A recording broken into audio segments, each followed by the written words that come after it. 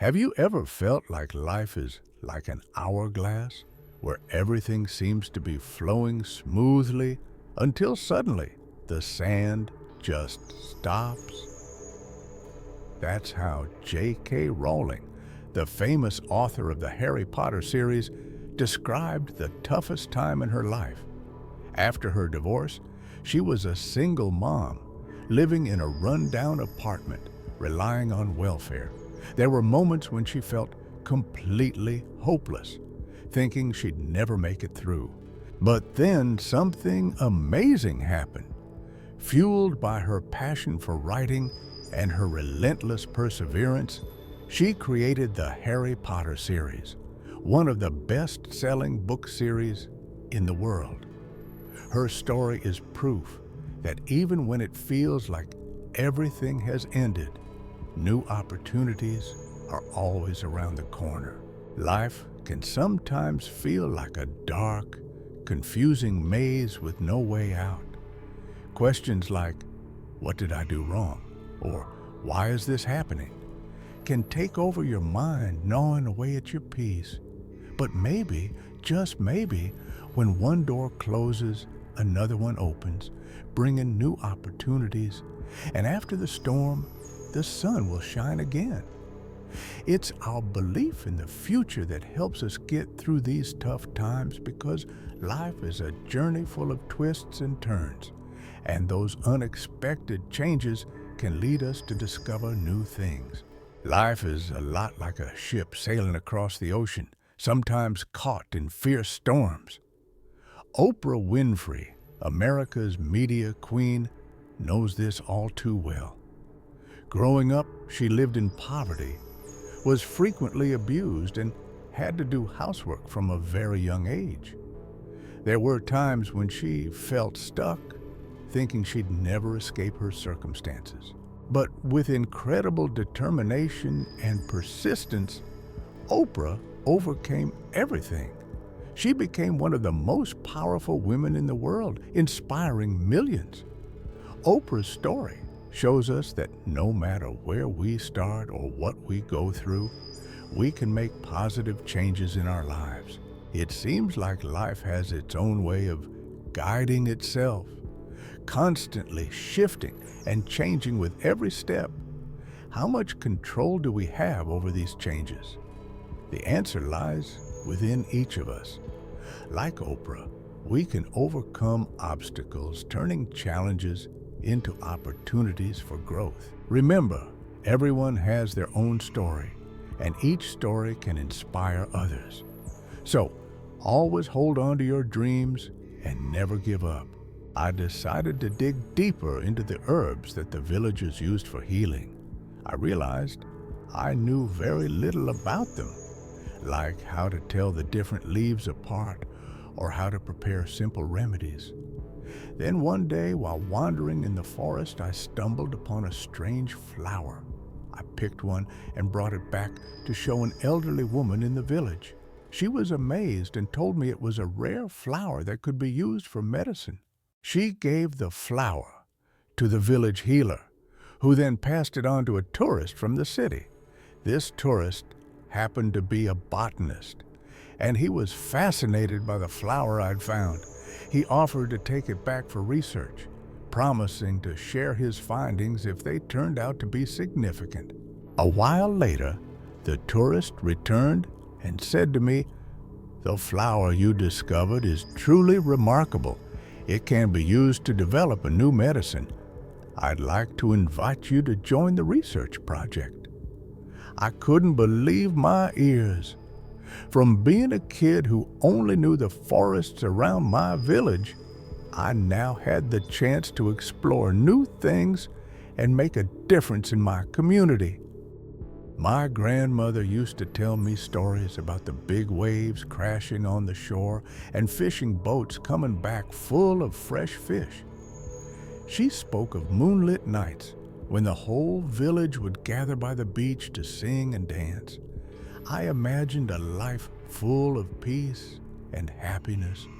After she passed away, I often went to the beach alone. I'd collect seashells and pieces of coral, letting my imagination weave magical tales. One day, while walking along the shore, I stumbled upon a glass bottle.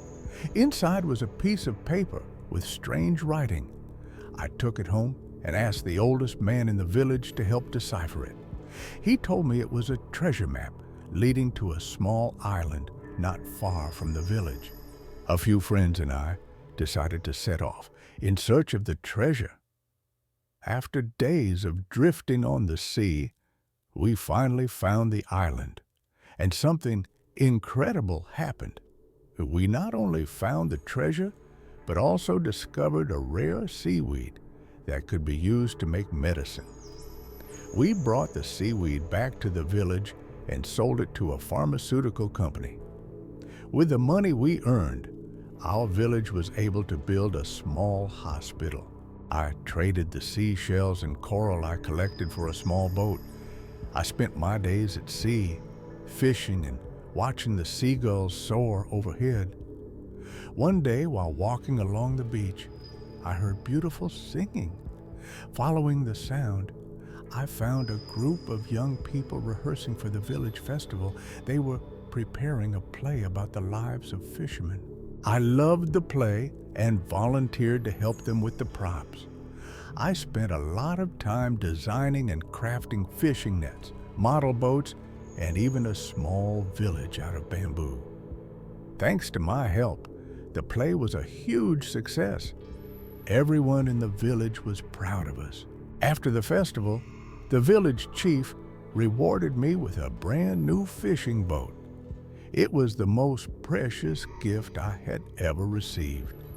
With that boat, I could go out to sea, catch fish, and earn more money for my family. After my fishing trips, I'd often stop by a small seaside cafe to rest. One afternoon, while sitting alone by the window, I overheard a fascinating conversation. It was between a middle-aged woman and a young man. The woman had bright, sparkling eyes and a warm, deep voice. She said, "You know, I bet you've never received a handwritten letter before. You probably don't know much about thick books, do you? Are you a writer? I've written a few things here and there. Are you famous? What does fame mean to you? To me, it's like something that reflects forgetfulness. I once heard a writer say that fame is like a dot on a violent rabbit. Everyone sees it except you." I was surprised by how deeply she seemed to understand the loneliness and struggles that come with being a creator. I wanted to talk to her, but I wasn't sure where to start. She looked at me with a gentle smile and said, "When you're reading the news and your name doesn't show up, when you're out on the street and no one greets you, I'll make you some coffee. Do you want some? I don't know if this is right. It'll just take 5 minutes. So, tell me, what's your job?" Half the time I'm a conductor, but the other half I'm an actress, and we're set to perform at the theater for the first time in 2 weeks. At that moment, I realized just how small my life felt compared to hers. She had lived a life full of adventure and meaning, and here I was, a young fisherman, just beginning to explore the world. We talked all afternoon. She shared stories about her travels around the world, her memorable roles, and even the failures she had faced. I was captivated, like I was listening to a fairy tale. She said, "And for the first time, I got to play the lead role. It felt like a dream. Too good to be true. How are you? What are you working on now?"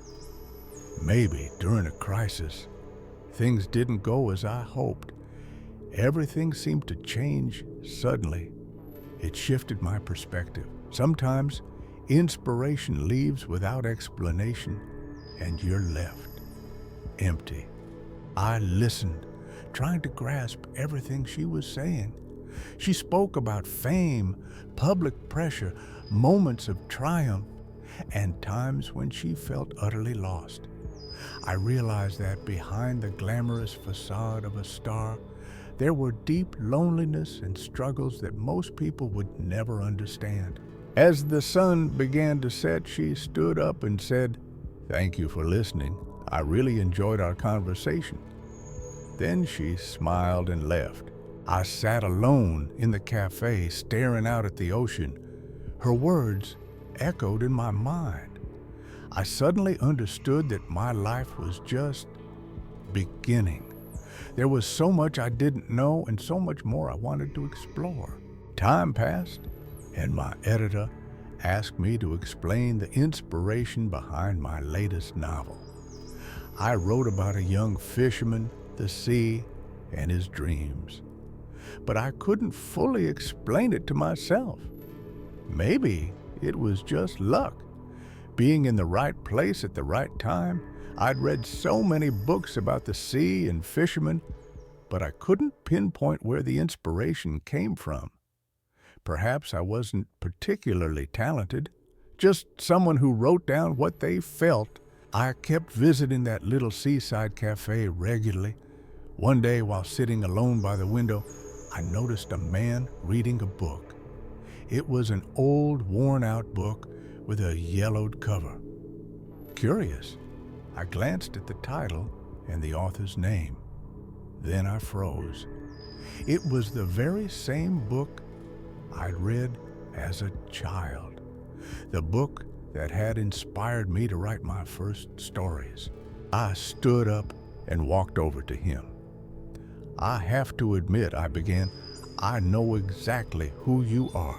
I'm telling you this in such detail that you might find it hard to believe. You're the author of the book that changed my life, the one that's become a part of who I am." He looked at me surprised.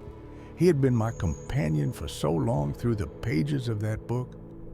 I'd read it over and over, finding comfort in its words. Then he smiled and said, "At another time, when I was working for a delivery company, I imagined that it would be like delivering something special to you. And sometimes I'd look straight into your eyes. You should know that the text I shared with you was written by me, and I was inspired by your book, at least I hope so." We sat down and talked for the rest of the afternoon. We shared stories about life, dreams, and aspirations. And in that moment, I realized how small the world really is and how strangers can become friends in the most unexpected ways.